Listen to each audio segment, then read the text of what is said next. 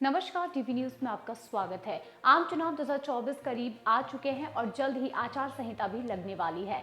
हर व्यक्ति जल्द से जल्द जानना चाहता है कि भारत में लोकसभा चुनाव 2024 कब होंगे, कब आचार संहिता लगने वाली है। चुनाव आयोग ने कई राज्यों के दौरे किए और वहां की स्थिति की समीक्षा की।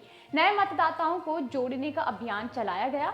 अब चुनाव आयोग की तैयारी भी अंतिम दौर में है। वहीं मध्य प्रदेश की 29 सीटों के लिए होने वाले चुनाव के लिए राज्य सरकार के कर्मचारी, शिक्षक आदि चुनाव की तारीखों को लेकर कयास लगा रहे हैं।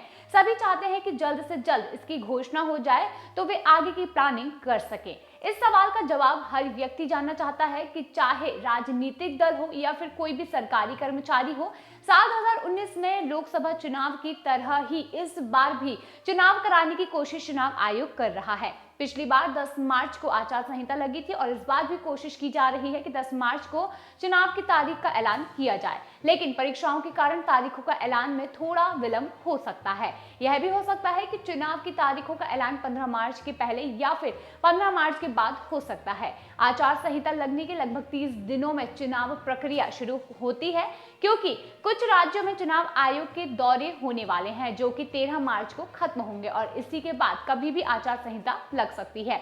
जैसा कि पिछले चुनावों की तरह ही इस बार भी कोशिश की जा रही है और चुनाव समय पर आयोजित किए जाएं।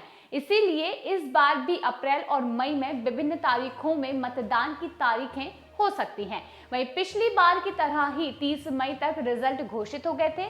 केंद्र सरकार बनने का रास्ता साफ हो गया था। जैसा कि पिछले चुनाव में 7 चरणों में चुनाव हुए थे, तो इस बार भी 7 चरणों में करने की तैयारी की जा रही है। सूत्रों से मिल रही खबरों के मुताबिक चुनाव 1 सप्ताह विलंब से भी हो सकते हैं, क्योंकि कई राज्यों में सीबीएसई परीक्षा चल रही है। वहीं मध्य प्रदेश में भी माध्यमिक शिक्षा मंडल की परीक्षाएं चल रही हैं और इसीलिए यह भी माना जा रहा है कि 1 सप्ताह विलंब से लेकर 10 दिनों तक विलंब से आचार संहिता लग सकती है। वहीं इसका असर चुनाव तारीखों पर भी पड़ सकता है।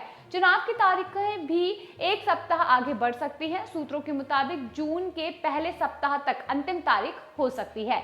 ये बताते चले कि आचार संहिता लग जाने के बाद कई सरकारी कर्मचारी अवकाश नहीं ले पाते हैं और कई लोग आचार संहिता में होने वाली असुविधा से बचने के लिए भी अपने कार्यक्रम टाल देते हैं। जैसे किसी के घर में कोई मांगलिक कार्यक्रम हो तो उन्हें अवकाश लेने में समस्याओं का सामना करना पड़ता है। वहीं शादी ब्याह के वक्त कई मेहमान भी नहीं पहुंच पाते हैं, क्योंकि उनकी ड्यूटी भी चुनाव में लग जाती है और इसके अलावा कई विभागों के कर्मचारियों को भी अवकाश नहीं मिल पाता है। अवकाश कलेक्टर से ही स्वीकृत कराना होता है, क्योंकि आचार संहिता लग जाने के बाद जिला निर्वाचन पदाधिकारी कलेक्टर ही होता है। और इसके अलावा बच्चों की परीक्षाएं खत्म होने के बाद कई परिवार इस कोशिश में रहते हैं कि जल्द से जल्द तारीखों का ऐलान हो जाए तो वे किसी पर्यटन स्थल के लिए रिजर्वेशन करवा सके।